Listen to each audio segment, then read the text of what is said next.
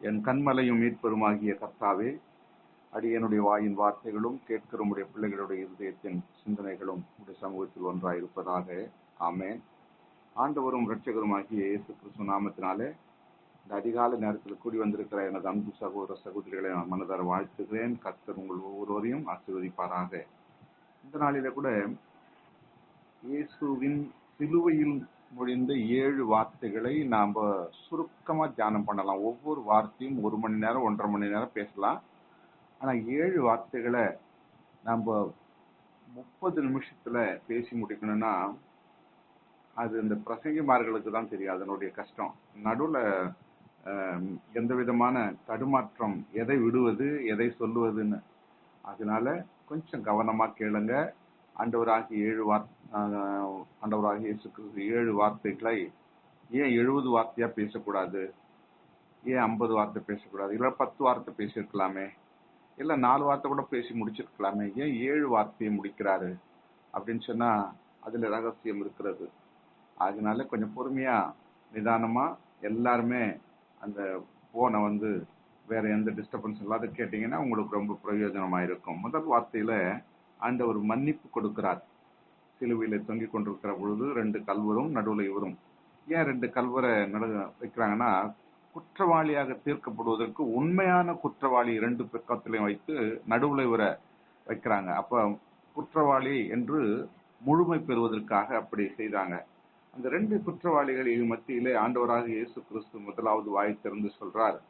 லூக்கா 23வது அதிகாரம் 34வது வசனத்துல, இயேசு, பிதாவே இவர்களுக்கு மன்னியும், தாங்கள் செய்கிறது என்னதென்று அறியாதிருக்கிறார்களே அப்படின்னு சொன்னாரு. மனிதனுடைய வாழ்வில மன்னிப்பு என்பது ரொம்ப ரொம்ப முக்கியம். அதிலும் நாம் மற்றவர்களிடம் மன்னிப்பு கேட்பதை விட மற்றவர்களை நாம் மன்னிப்பது மிக மிக அவசியம். அதாவது வித்தியாசம் இருக்குது மன்னிப்புன்ற வார்த்தையில.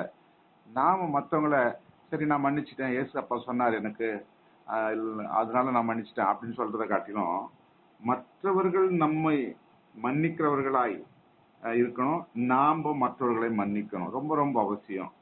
மத்திய எழுதின சுவிசேஷம் 6வது அதிகாரம் 12வது வசனத்துல சொல்லப்படுவது, எங்கள் கடனாளிகளுக்கு நாங்கள் மன்னிக்கிறது போல அப்படின்னு சொல்லி அந்த ஜெபத்துல சொல்லி கொடுக்கிறார். எப்படி ஜெபவே செய்ய வேண்டும் என்ற வார்த்தையை சொல்லும் பொழுது அதுல சொல்லி கொடுக்கிறார், எங்கள் கடனாளிகளுக்கு நாங்கள் மன்னிக்கிறது போல எங்கள் குற்றங்களை எங்களுக்கு மன்னியும் அப்படின்னு சொல்றாரு.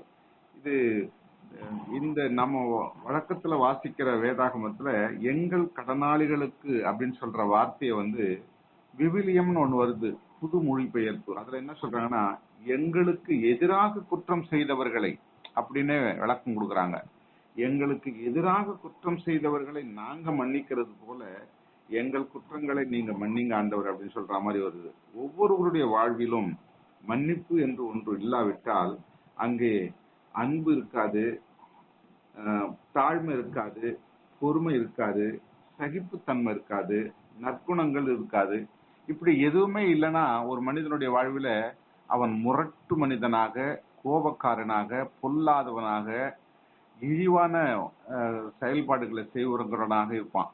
அப்போ இது எல்லாம் இல்லாம ஒரு நற்குணசாலியா இருக்கணும்னு சொன்னா அந்த அன்பு, இந்த அன்பிற்கு அடுத்த வார்த்தை மன்னிப்பு. ஆக இவைகளெல்லாம் நமக்குள்ள இருக்கணும்.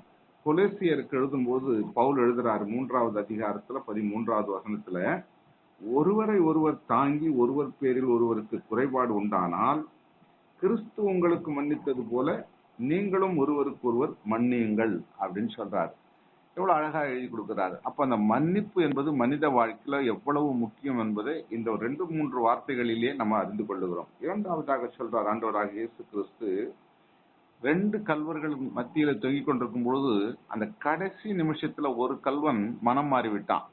ஏன்னு சொன்னா, நானும் அடுத்த ஆளும் இந்த பூமியில செய்த பாவத்துக்காக இந்த சிலுவையில தொங்கிக்கிட்டு இருக்கோம். ஆனா நடுவில் இருக்கிற இவரோ தேவகுமாரனாகி கிறிஸ்து, இவர் ஒரு பாவமும் செய்யவில்லை, ஆனா எங்களோட சேர்த்து இவரையும் அறைஞ்சிருக்கிறாங்களே அப்படின்னு சொல்லி அந்த மனதில் அவன் நினைத்து அவன் சொல்றான். பாருங்க, லூக்கா எழுதின சுவிசேஷம் 23வது அதிகாரம் 43வது வசனத்துல 42வது வசனத்துல சொல்லும் போது சொல்றான், கல்வனின் 2வதுல ஒருவன் கடைசி நிமிஷத்துல சொல்றான், மனமாற்றம் பெற்ற பிறகு, நீ உன்னுடைய ராஜ்யத்தில் வரும்போது அடியேனை நினைத்தருளும் என்று சொல்றான். இயேசு கிட்ட சொல்றான், ஆண்டவராக இயேசு கிட்ட சொல்லும்போது இந்த வார்த்தை அவன் சொன்ன உடனே 43வது வசனத்துல ஆண்டவராக இயேசு கிறிஸ்து சொல்றாரு. அதாவது லூக்கா 23:43, இயேசு ஒரு கல்வனை நோக்கி, இன்றைக்கு நீ என்னுடனே கூட பரதேசத்தில் இருப்பாய் என்று மெய்யாகவே உனக்கு சொல்லுகிறேன் என்று இயேசு சொல்லுகிறார். அந்த பரதேசின்னு சொல்லும் பொழுது இன்னும் அது தெளிவா தமிழாக்கம் பண்ணும் பொழுது பேரின்ப வீடு அப்படின்னு சொல்லப்படுகிறது. ஆண்டவர் அங்க அதை சொல்லும் போது அதான் சொல்றாரு, இன்னைக்கு என்னுடனே கூட பேரின்ப வீட்டுல இருப்ப, பரதேசத்துல இருப்ப அப்படின்னு சொல்லி அழகா சொல்றாரு. அப்ப அந்த கல்வனுக்கு எந்த வித மகிழ்ச்சி இருக்கும் பாருங்களா. நரகத்துக்கு போகக்கூடியவன், பாதாளத்துக்கு போக வேண்டியவன், உலகத்துல இருக்கும்போது அனைத்து குற்றங்களையும் செய்தவன், அப்படி இருக்கும்போது கடைசி அந்த மூச்சு அவன் சரீரத்தை விட்டு நிக்கிற அந்த நேரத்துல அவனுக்கு ஆண்டவர் மன்னிப்பு கொடுத்து பரதேசிக்கு எடுத்துக் கொள்ளுகிறார். அந்த கல்வனுக்கு இயேசுவின் வார்த்தையை கேட்டவுடன் எவ்வளவு மகிழ்ச்சி இருந்திருக்கும். அவனுடைய வலி பாரம் குறைந்து அவனுடைய பாவத்தையும் பாரத்தையும் இயேசு தானே ஏற்றுக்கொண்டது நிமித்தம் அவ்வளவு கடுமையான நேரத்துல அவனுடையக்குள்ள இருந்த எல்லா பாவ காரியங்களையும் இயேசு ஏற்றுக்கொண்டதுனால, அவன் பாவத்தையும் அவர் சேர்த்து சுமந்ததுனால அந்த கல்வனுக்கு பாரம் குறைந்து விட்டது. உடனே மகிழ்ச்சி, ஆண்டவரே உம்முடைய ராஜ்யத்துல நான் இருப்பேன் நீ சொல்லும் பொழுது எனக்கு எவ்வளவு மகிழ்ச்சியா இருக்கிறது என்று சொல்லி அவன் எந்த விதமா சொல்லியிருப்பான் பாருங்க. இயேசு மரித்தவுடன் போகும் இடம் எது என்று நம்ம கொஞ்சம் நிதானிச்சு பார்க்கணும். அவர் அன்னைக்கு அவர் சிலுவையில இன்றைக்கு தான் அதை நினைவு கூறுகிறோம். இந்த வெள்ளிக்கிழமையில அவர் மரித்து அவர் ஜீவன் சரீரத்தை விட்டு போன உடனே அந்த ஜீவன் எங்க போகிறது அப்படின்னு சொல்லி கொஞ்சம் நிதானிச்சு பார்க்கணும். நம்ம பரதேசி என்று சொல்லப்படுகிறது. இந்த கல்வனுக்கு சொல்லும் போது சொல்றாரு, இன்று என்னுடனே கூட பரதேசத்தில் இருப்பான்னு சொன்னா, அப்ப இயேசு கிறிஸ்துவும் பரதேசிக்கு தான் போறாரு, பேரின்ப வீட்டுக்கு தான் போறாரு. அந்த பேரின்ப வீடு எங்க இருக்கிறது கொஞ்சம் யோசித்து பார்க்கணும். பரலோகம் எங்க இருக்குது, பேரின்ப வீடு எங்க இருக்கிறது, அப்ப ரெண்டுக்கும் உள்ள வித்தியாசம் இருக்குதா அப்படின்னு சொல்லி கொஞ்சம் முன்னுக்கு பின்னாக நம்ம யோசிக்கும் பொழுது சில ரகசியங்கள் நமக்கு கிடைக்கும். எபேசியர் 4வது அதிகாரம் 10வது வசனத்தில் சொல்லப்படும் போது, எல்லா வானங்களுக்கும் மேலாக உன்னதத்திற்கு ஏறினவருமாய் இருக்கிறார் இயேசு. அப்படியானால் எத்தனை வானம் இருக்கும் யோசித்து பாருங்களேன். எத்தனை வானம் இருக்குது? நமக்கு தெரிஞ்சதெல்லாம் ஒரே ஒரு வானம். கீழே பூமியில நம்ம நடக்கிறோம், பேசுறோம், சாப்பிட்றோம், உட்காடுறோம், படுக்கிறோம், தூங்குறோம், எழுந்துடுறோம், எல்லா காரியங்களும் இந்த பூமியில செய்யறோம். மேல அண்ணாந்து பார்க்கும்போது ஒரு வானம் தான் தெரியுது. இப்போ இதுல சொல்றாரு எல்லா வானங்களுக்கும் மேலாக. அப்ப எல்லா வானங்கள்னா எத்தனை வானங்கள் இருக்கிறது அப்படின்னு நம்ம கட்டாயம் கணக்கு போடணும் இல்லையா, யோசித்து பார்க்கணும் இல்லையா. அப்படி பார்க்கும்போது 2 கொரிந்தியர் புஸ்தகத்துல 12வது அதிகாரத்துல 2வது வசனத்துல பவுல் எழுதும்போது சொல்றார், நல்லா கவனிங்க. 2 கொரிந்தியர் 12:2 பவுல் எழுதுறார், ஒரு மனிதன் 3ஆம் வானம் மட்டும் எடுத்துக் கொள்ளப்பட்டான் எனவும் அந்த மனிதன் பரதீசுக்குள் எடுத்துக் கொள்ளப்பட்டு மனுஷர் பேசப்படாத வார்த்தைகளை கேட்டான் என்றும் சொல்லப்படுகிறது. இது யாரு குறித்து சொல்றாருன்னா, தன்னைத்தானே சொல்லிக் கொள்ளுகிறார். அதாவது பவுல் அவர் தான் என்ன பண்றார், சவுலா இருந்த பவுல் தான் அவருடைய ஆவியிலே தேவன் இடைப்பட்டு 3ஆம் வானம் வரைக்கும் எடுத்துக்கொண்டு போகிறார். அங்க என்ன நடக்கிறதா, உலகத்துல இந்த பூமியிலே மனிதர்கள் வாழ்கிற வாழ்க்கையில பேசப்படுகிற வார்த்தையை அங்க பேசப்படல, ஏதோ ஒரு வார்த்தையை பேசப்படுகிறது அங்க அப்படின்னு சொல்லி இந்த பவுல் எழுதுகிறார் இந்த கொரிந்தியருக்கு எழுதும்போது. அப்ப அந்த 3ஆம் வானம் வரைக்கும் எடுத்துக்கொள்ளப்படுகிறாரு. அந்த 3ஆம் வானத்துலதான் பரதேசி இருக்கிறதாக சொல்லப்படுகிறது. அங்க தெளிவா சொல்லப்படுகிறாரு, 3ஆம் வானம் மட்டும் எடுத்துக்கொள்ளப்பட்டான் எனவும் அந்த மனிதன் பரதேசிக்குள் எடுக்கப்பட்டு மனுஷர் பேசப்படாத வார்த்தைகள் கேட்டான் என்றும் சொல்லப்படுகிறது. அப்போ 3ஆம் வானத்துல தான் அந்த பரதேசி இருக்கிறது என்பது இந்த வசனத்தின் மூலமா நம்ம அறிந்து கொள்ளுகிறோம். அப்ப இயேசு கிறிஸ்து மரித்த உடனே அவர் ஆவி எங்கே போகுதுன்னா அந்த பரதேசி 3வது வானத்துக்கு போகிறது. 3வது வானத்துக்கு இயேசு கிறிஸ்துனுடைய ஆவி போகும்போது அந்த கல்வனுடைய ஆவியும் அவரோடு கூட மனம் திரும்புத நிமித்தம் போகிறது. அப்போ இந்த 3ஆம் வானம் மட்டும் அப்படின்னு சொன்னா இன்னும் எத்தனை வானம் இருக்கிறது, அது ஒரு கேள்விக்குறியாது இல்லையா. அப்போ பொதுவா என்ன சொல்லுவாங்கன்னா, இந்த வார்த்தைகளை ஆராய்ந்து பார்க்கிற வேத வல்லுநர்கள் சொல்லும்போது 7 வானம் என்று சொல்லப்படுகிறது. அது எந்த அளவுக்கு நமக்கு உண்மை தெரியாத நான் சொல்லிடக்கூடாது. 7 வானம் என்று சொல்லக்கூடாது. அதுல 3ஆம் வானத்துல பேரின்ப வீடு பரதீசி இருக்கிறது. அதற்கு மேலதான் வானங்களுக்கு மேலாகத்தான் ஆண்டவருடைய பரலோக ராஜ்யம் இருக்கிறது என்று சொல்லி நம்பப்படுகிறது. சரி, 3ஆவதாக தாய் மகன் உறவு. ஒரு ஆண்டவராக இயேசு கிறிஸ்துவினுடைய தாய்க்கும் அவருக்கு அன்பா இருந்த சீசனாகிய யோவானுக்கும் ஒரு உறவு, மகன் தாய் என்ற உறவு. யோவான் 19வது அதிகாரத்துல 26வது 27வது வசனத்துல ஆண்டவர் சொல்லும் பொழுது 3வது மொழியாக சொல்றார். அப்பொழுது இயேசு தம்முடைய தாயையும் அருகே நின்ற தனக்கு அன்பான சீசனையும் கண்டு தனது தாயை நோக்கி, ஸ்திரீயே, அதோ உன் மகன் என்றார். பின்பு சீசனை நோக்கி, அதோ உன் தாய் என்றார். அப்பொழுதில் இருந்து தாயாக சீசன் ஏற்றுக்கொண்டான் என்று வேதத்தில் சொல்லப்படுகிறது. அப்போ சிலுவையில தொங்கிக் கொண்டிருக்கும் பொழுது சொன்ன வார்த்தை, 3வது வார்த்தை உறவு ஒன்று ஏற்படுத்தி கொடுக்கிறார். தாய் மகன் என்கிற உறவு. இந்த வார்த்தை, இந்த உறவு சென்ற வாரத்துல கூட நம்ம அந்த உறவுகளை பற்றி தியானித்தோம். இப்போ உறவு எவ்வளவு முக்கியம் இந்த பூமியில இருக்கும் பொழுதுன்னு. அப்ப பூமியில மனுஷனாக அவதாரம் எடுத்து வந்த இயேசு கிறிஸ்து ஒரு உறவுக்கு எவ்வளவு முக்கியத்துவம் கொடுக்கிறார் என்பதை இதன் மூலமாக கூட அறிந்து கொள்ள முடிகிறது. அது மட்டுமல்ல, யாத்திராகமம் புஸ்தகம் 20வது அதிகாரம் 12வது வசனத்தில் சொல்லும் பொழுது 10 கட்டளைகளை சொல்லப்படுகிறது. அதுல 5வது கற்பனையாக என்ன சொல்லப்படுதுன்னா, உன் தகப்பனையும் உன் தாயையும் கனம் பண்ணுவாயாக என்று நியாயப்பிரமாணத்தினுடைய கட்டளையை கர்த்தர் அந்த கடைசி மூச்சை விடும் பொழுது கூட நிறைவேற்றி முடிக்கிறார். அதுதான் முக்கியமா சொல்லலாம். அந்த பிதாவனாலே மோசே மூலமா சொல்லப்பட்ட நியாயப்பிரமாணத்தை நிறைவேற்றி முடிக்கிறார். 12 சீஷர்களில் யோவானை அவர் நம்பிக்கையுடன் ஏற்றுக்கொண்டு தன் தாயை ஒப்படைக்க காரணம் என்ன? ஏன் 12 சீஷர்கள்ல ஏன் வேற யாரையும் செலக்ட் பண்ணல?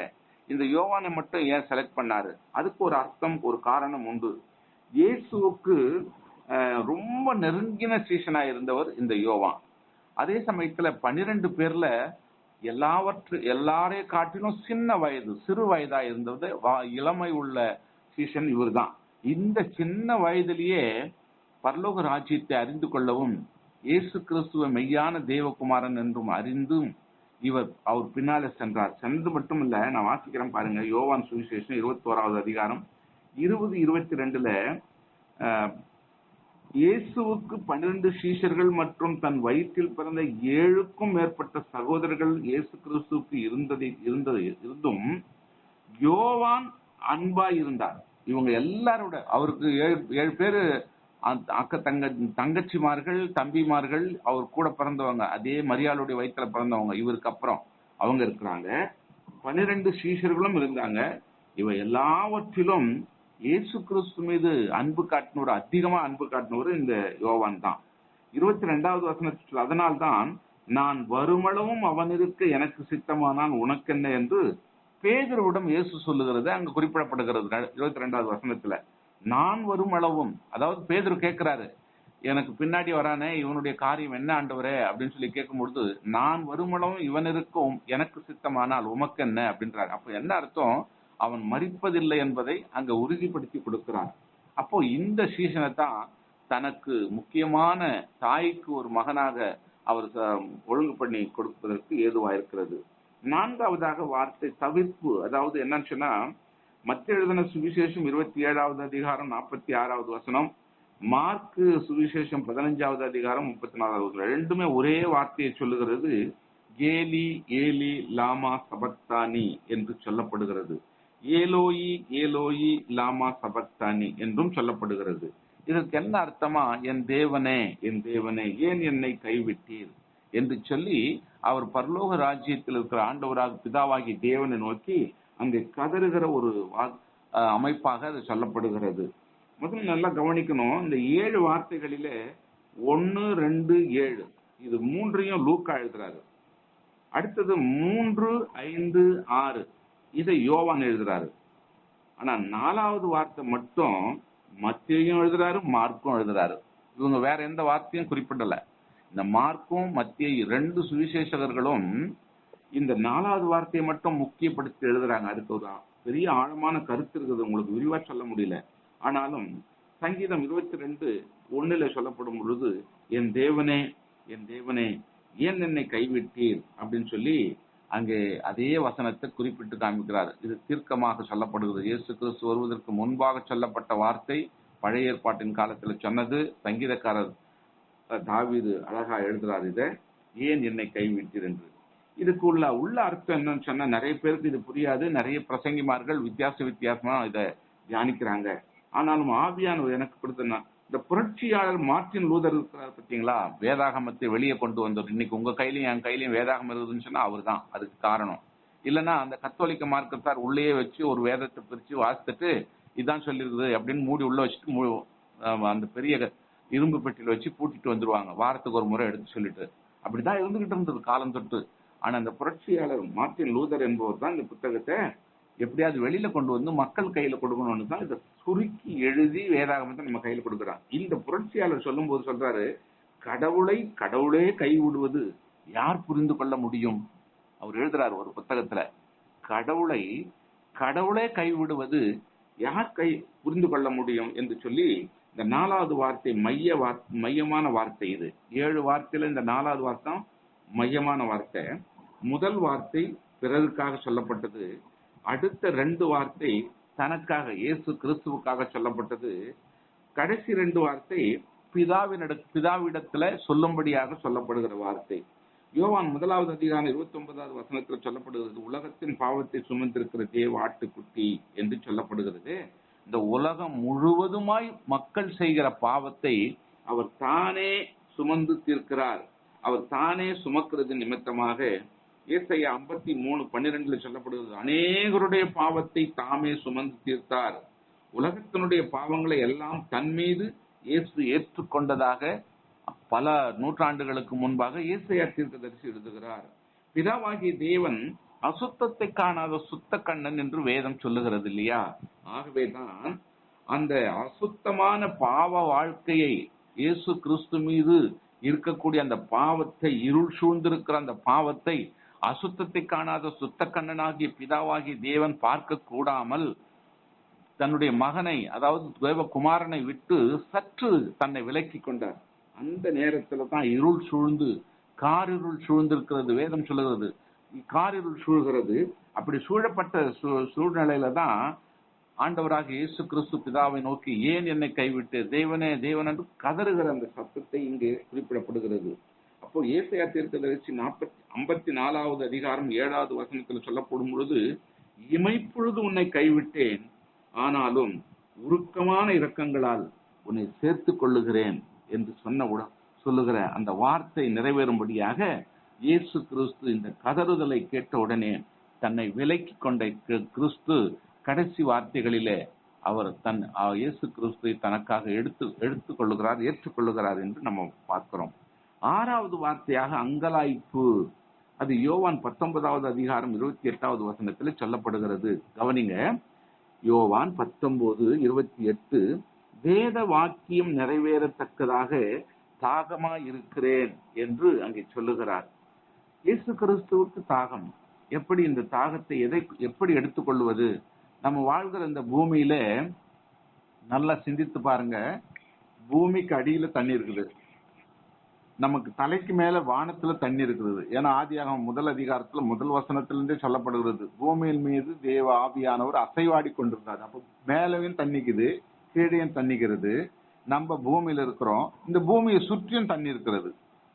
அப்படி தேவன் உண்டாக்கினார், தண்ணீரை அவ்வளவாக உண்டாக்கினார். நம்மளை சுற்றி கடல் இருக்கிறது, வானத்துக்கு மேல தண்ணி இருக்கிறது, அதுதான் மேகத்தின் நிமித்தமாய் மழை பெய்கிறது. பூமியை தோண்டினா பூமி கீழே தண்ணி இருக்கிறது. எல்லா நிறைவான தண்ணிக்கு நடுவில் மனிதன் வாழ்ந்து கொண்டிருக்கிறோம். அப்படிப்பட்ட நிலையில் ஆண்டவர் சொல்றார், நான் தாகமாயிருக்கிறேன்னு சொல்றார். இன்றைய சூழலில் உலக மக்களின் தாகம் என்ன, கிறிஸ்தவர்களின் தாகம் என்ன, இயேசு கிறிஸ்துவின் தாகம் என்ன? பொதுவா என்ன சொல்லுவாங்கன்னா, உலக மக்கள் வாழ்க்கையில குற்றாலத்துல போய் குளிச்சு நல்ல சந்தோஷமா இருக்கணும் அப்படின்னு சொல்லி அவங்க அதுக்கு தாகமா இருப்பாங்க, ரொம்ப வாஞ்சியா இருப்பாங்க. கல்வாரியில 7 வார்த்தைகளை சொன்ன 7 அருவியை போல 7 வார்த்தைகளை சொன்ன இயேசு கிறிஸ்துவை குறித்து கிறிஸ்தவ மக்கள் இருப்பாங்க. ஆனா ஒருவனும் கெட்டுப்போவது என்னுடைய சித்தம் அல்ல என்று சொல்லி இயேசு கிறிஸ்து இருக்கிறார். இதுதான் மூவருடைய தாகமா இருக்கிறது. இது ரெண்டு விதமான தாகமாக எடுத்துக்கொள்ளலாம். முழு இரவும் போர் சேவகரின் வதைப்பினாலே வேத வசனம் நிறைவேறணும் என்பது சொல்லப்பட்டது நிமித்தமாக, இரவு முழுதும் அவர் பாடுகளை பட்டது நிமித்தமாக சரீரத்தில் ஏற்பட்ட தாகம் என்றும் சொல்லலாம்.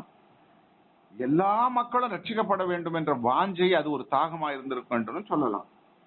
சங்கீதக்காரர் சொல்லும்போது 22:15 சொல்லப்படுகிறது, நல்ல காணுங்க. என் பலன் ஓட்டை போல் காய்ந்தது, என் நாவு மேல்வாயோடு ஒட்டி கொண்டது, என்னை மரணத்தூளிலே போடுகிறீர், என் எலும்புகளெல்லாம் கட்டுவிட்டது, என் இருதயம் மெழுகு போலாகி என் குடல்களின் நடுவே உருகிற்று என்று சொல்லி இவ்வளவும் அனுபவிக்கிற இயேசு கிறிஸ்துக்கு வெளியரங்கமாக கட்டாயம் அவருக்கு தாகம் ஏற்பட்டிருப்பதற்கு வாய்ப்பு இருக்கிறது. 1 தீமோத்தேயு புஸ்தகத்தில் 2வது அதிகாரம் 6வது வசனத்துல பவுல் எழுதும்போது சொல்றாரு, எல்லாரையும் மீட்கும் பொருளாக தம்மை ஒப்பு கொடுத்த மனுஷனாகி இயேசு கிறிஸ்து அவரே. பாருங்க, மனுஷனாகி இயேசு கிறிஸ்து. அப்ப பவுல் சொல்லும் பொழுது அந்த இயேசு கிறிஸ்துவை தேவகுமாரனா இருந்தும் கூட ஒரு மனித அவதாரம் எடுத்து இந்த உலகத்துல வந்தபோது அவர் மனுஷனாக பாடுபட்டார், மனுஷனாக அவர் வேதனையை அனுபவித்தார் என்றது அங்கே பவுல் அழகாக சுட்டி காண்பிக்கிறார். ஆக அப்படிப்பட்ட ஒரு நிலையில அவருக்கு இயற்கையாகவே சரீரத்தில் ஏற்பட்ட தாகம் என்றும் எடுத்துக்கொள்ளலாம். ஆவிக்குரிய தாகம், எல்லா மனுஷனும் ரட்சிக்கப்பட வேண்டும் என்பது என்னுடைய சித்தமா இருக்கிறது என்று சொன்னாரே, ஆகினால அதை குறித்த தாகமாக இருக்கலாம் என்று இரு வகையில் எடுத்துக்கொள்ளலாம். 6வது வசனமாக முடிப்பு, அதாவது யோவான் 19வது அதிகாரம் 30வது வசனத்தில் சொல்லப்படுகிறது, இயேசு காடியை வாங்கின பின்பு முடிந்தது என்று சொன்னார். யோவான் 4:34 சொல்லப்படுகிறது, இயேசு நான் என்னை அனுப்பினவருடைய சித்தத்தின்படி செய்து அவருடைய கிரியைகளை முடிப்பதே எனக்கு போஜனமா இருக்கிறது, ஆகாரமா இருக்கிறது என்று சொல்றார். அப்ப அவர் முடிக்கிற காரியம், இந்த உலகத்துல அவர் எதுக்காக வந்தார்? பிதாவாகிய கடவுள் அவர் குமாரனாகிய கிறிஸ்துவை இந்த பூமிக்கு எதுக்கு அனுப்பினார்? இந்த காரியம்லாம் செய்து நீ முடிச்சுட்டு திரும்ப வாப்பா அப்படின்னு சொல்லிட்டு அனுப்பியிருக்கிறாரு. அப்ப அவர் அனுப்பப்பட்டவர் எதுக்காக வந்தாருன்னா, அவர் முடிக்கும்படி எல்லா காரியத்தையும் பிதாவாகிய தேவன் சொன்ன வார்த்தையை முடிக்கிறதுக்காக அவர் வந்தார் என்று சொல்லலாம். யோவான் 17:4 சொல்லப்படும் பொழுது, பூமியிலே உம்மை மகிமைப்படுத்தினேன், நான் செய்யும்படி நீ எனக்கு நியமித்த கிரியை செய்து முடித்தேன் அப்படின்னு சொல்றாரு. அப்ப இந்த பூமியில அவருக்கு என்ன நோக்கத்துல வந்தாலும் அதையெல்லாம் செய்து முடிச்சிட்டாரு. அதனாலதான் அங்கே முடிந்தது என்று சொல்லுகிற காரியம். மேற்கொண்டு மனிதர்கள் செய்ய வேண்டியது ஒன்றுமே இல்லை, எல்லாம் அவர் செஞ்சு முட்டார். யாரெல்லாம் ஆண்டவராகி இயேசு கிறிஸ்து மெய்யான கடவுள் என்று ஏற்றுக்கொண்டு ரட்சிக்கப்பட்டார்களோ அவர்கள் எந்த துன்பத்தை அனுபவிக்க வேண்டாம். அப்படி ஒருவேளை உனக்கு துன்பம் வருதுன்னா அது சுய இச்சையினாலே ஏற்படுத்தி கொண்ட கஷ்டமே தவிர கடவுள் கொடுக்கிற துன்பம் அல்ல என்று சொல்லி நமக்கு விளங்கப்படுகிறது. பழைய படைப்பு பேசப்பட்டவர்களின் வார்த்தையை நிறைவேற்றி முடிந்தது, புதிய படைப்பு மாம்ச கிரிகளினாலே நிறைவேற்றி முடிந்தது. நீங்க பழைய படைப்புக்கும் புதிய படைப்புக்கான நியாயப்பிரமாணம் என்பது பழைய படைப்பு. அது அந்த நியாயப்பிரமாணத்தின்படி பேசணும், சொல்லணும், நடக்கணும். இது மோசையினால கொடுக்கப்பட்டது. ஆனா புதிய படைப்பு மாம்ச கிரிகளினால் நிறைவேற முடிந்தது. எதுன்னு சொன்னா இயேசு கிறிஸ்து சிலுவையில பட்ட பாடுகள் நிறைவேற்றி முடிகிறார் கிரியைகளில. நியாயப்பிரமாணம் நிறைவேற்றி பிதாவின் சித்தத்தை நிறைவேற்றின மனநிறைவோடு இயேசு முடிந்தது என்று சொல்லி முடிக்கிறார். இல்லைங்களா? நல்லா தெளிவா தெரியுது. நியாயப்பிரமாணத்தையும் முடிக்கிறாரு, கிரியைகளினாலே செய்யக்கூடியதையும் முடிக்கிறார். ரெண்டையும் இணைத்து எல்லா பாடுகளையும் அனுபவித்து முடிந்து பிதாவினுடைய கரத்துல அவர் ஒப்பு கொடுக்கிறார். 7வது வார்த்தையாக ஒப்புவிப்பு, தன்னுடைய ஜீவனை பிதாவினிடத்தில் ஒப்பு கொடுக்கிற ஒரு காரியம் 7வதாக சொல்லி முடிக்கிறார். 23வது அதிகாரம் லூக்கா 23:46 வசனத்துல இயேசு பிதாவே உம்முடைய கைகளில் என் ஆவியை ஒப்புவிக்கிறேன் என்று சொல்லி முடிக்கிறார். 4வது வார்த்தையிலே பிதாவும் குமாரனும் பிரிந்த நிலை, அதாவது ஏலி ஏலி லாமா சபக்தான் என்ற வார்த்தையில பிதாவாகிய தேவனுக்கும் குமாரனாகிய தேவனுக்கும் ஒரு பிரிவினை, ஒரு பிளவு ஏற்படுகிறது. அவர் சற்று தன்னை விலக்கி குமாரனை காணக்கூடாதபடி, ஏன்னு சொன்னா அவர் பாவம் இருந்ததுனால விலகினார். இயேசு கிறிஸ்துக்கு அவருக்கும் ஒரு தொடர்பு அற்ற ஒரு நிலைப்பாடு இருந்தது. இங்க 7வது வார்த்தையில பிதாவும் குமாரனாகிய கிறிஸ்துவும் ஒன்றாய் இணைகிற சம்பவம் இந்த 7வது வார்த்தையில. ஆதியாகமம் புஸ்தகத்துல வாசித்து பார்ப்போம்னு சொன்னா 2வது அதிகாரம் 2-3 வசனங்களை வாசித்து போகும்பொழுது 7 என்ற வார்த்தை பூரணப்படுகிறது. ஏன்னு சொன்னா 7வது நாள் ஓய்வு நாளாக அனுமதித்தார். நான் முதல்ல ஆரம்பத்துல சொன்னது போல ஏன் 7 வார்த்தையில முடிக்கிறார்? 4 வார்த்தையா இருக்கலாம், 5 வார்த்தையா இருக்கலாம், இல்ல 20 30 வார்த்தையா இருக்கலாம், 10 வார்த்தையா இருக்கலாம். ஏன் 7ல கொண்டாந்து முடிக்கிறார்? 7 வார்த்தையோடு ஏன் நிறுத்தி கொண்டார்? இன்னும் சற்று பேசிருக்கலாமே அப்படின்னு சொல்லி ஒரு விதமான சிந்தனை நமக்குள்ள எழும்பலாம். இந்த 7 என்ற வார்த்தை பூரணப்படுகிறது. 6 நாள் அவர் பணி செய்கிறார். உலகத்தை உண்டாக்கி எல்லா சிருஷ்டிப்புகள் எல்லாம் செய்து முடித்துட்டு 7வது நாளே பிதாவாகிய தேவன் ஓய்ந்திருந்தார் என்று சொல்லப்படுகிறது. அப்படி 7 என்ற வார்த்தை பூரணப்படுகிறது, முழுமை பெறுகிறது. ஞானியாகிய சாலமோன் எழுதுகிறார் பிரசங்கி 12:7, மண்ணானது சரீரம் தான் முன்னிருந்த பூமிக்கு திரும்பி தன்னை தந்த தேவனிடத்திற்கு போக வேண்டும். மண்ணாகிய இந்த சரீரத்தில் இருக்கிற இந்த ஆவி யார் இதை கொடுத்தாங்களோ அவங்களிடத்துல போகணும் அப்படின்னு சொல்லி முடிக்கிறாரு. அதே போல ஆதியாகமம் 2வது அதிகாரம் 7வது வசனத்துல அது தொடர்ந்து வாங்கினா, மண்ணான மனுஷ அந்த சுவாச மூக்கிலே பிதாவாகிய தேவனுடைய ஆவியை அவர் ஊதினார். அதன் பிறகுதான் அவன் ஜீவாத்மானானா. அப்ப ஊதனது தேவனாகிய கர்த்தர்ன்னு சொன்னா திரும்பவும் அவர்கிட்ட தான் அதை கொடுக்கணும், கொடுத்தவங்க கிட்ட தான் கொடுக்கணும் அந்த ஆவியை. ஆகினாலதான் பிதாவின் இடத்துல அவர் கேட்கும் போது சொல்றாரு, பிதாவே என் ஆவியை உம்முடைய கரத்துல நான் ஒப்புவிக்கிறேன் அப்படின்னு சொல்லி முடிக்கிறார். சங்கீதம் 31:5 சொல்லப்படுகிறது, உமது கையில் என் ஆவியை ஒப்புவிக்கிறேன். தாவீது எழுதுறாரு. இந்த சங்கீதத்தை எழுதும்போது தீர்க்கமா சொல்றாரு. குமாரனாகிய கிறிஸ்து ஒப்புவிக்க போகிற அந்த வார்த்தையை பல நூற்றாண்டுகளுக்கு முன்பாக தாவீது பயன்படுத்துகிறத நாங்க அறிமுடிக்கிறது. உமது கையில் என் ஆவியை ஒப்புவிக்கிறேன். அப்போஸ்தலர் நடபடிகள் 7வது அதிகாரம் 59வது வசனத்துல ஸ்தேவான் என்பவர் அவன் கல்லெறிந்து கொல்லப்படுகிறான். ஸ்தேவான். அப்ப அந்த மனுஷன் கல்லெறிந்து கொல்லப்படுகிற பொழுது தன் ஜீவன் சரீரத்தை விட்டு போகிற நிலையில பிதாவே இவர்களை, இயேசுவே இவர்களை மன்னியும் அப்படின்னு சத்தம் போட்டு சொல்றாரு. அப்ப பாருங்க, வானம் திறந்திருக்கிறதையும் தேவகுமாரனாகிய கிறிஸ்து பிதாவினுடைய வலது வீட்டிருக்கிறதையும் நான் காண்கிறேன் என்று சொல்லி அங்கே அங்கலாய்க்கிறார். அந்த வானத்தை நோக்கி பார்த்த உடனே அவர் கண்களுக்கு தெரிகிறது. இதை சொன்ன உடனே மூர்க்க வெறி கொண்டவர்களாக அவர் மீது கல்லெறிந்து அவரை கொல்றாங்க. இந்த ஸ்தேவான் என்பவரை அப்படி கொல்லும் பொழுது சொல்றாரு, இயேசுவே இவர்களை மன்னியும், என்னை யார் கொல்றாங்களோ அவங்களை மன்னிச்சிடுங்க அப்படின்றாரு. அப்ப நல்லா இதை அறிந்து கொள்ளணும். அந்த அந்த ஜீவன் கொடுக்கிற பொழுது ஆண்டவரை பிதாவிடத்துல அவங்க நோக்கி பார்க்கறதும் செய்ய முடியுது. அதுதான் இயேசு அதை தான் சொல்றாரு, ஜீவனை கொடுக்கவும் மறுபடியும் எடுத்துக்கொள்ளவும் எனக்கு அதிகாரம் உண்டு என்றும் அங்க சொல்லுகிறார். அப்போ ஜீவனை கொடுக்கிறதுக்கும் அதிகாரம் உண்டு, அதை எடுத்துக்கொள்வதற்கும் கடவுளுக்கு அதிகாரம் உள்ளது. இயேசு தன் ஜீவனை கொடுக்கும்போது கூட போர் சேவகருக்கு வஸ்திரத்தை கொடுத்தார், தாய் பாதுகாக்க சீடனிடம் கொடுத்தார், ஆவியை பிதாவினிடத்தில் கொடுத்தார், சரீரத்தை அரிமத்தியாவூரானாகி யோசேப்பினிடத்துல கொடுத்தார், நமக்கெல்லாம் நல்ல ரட்சிப்பு கொடுத்தார்.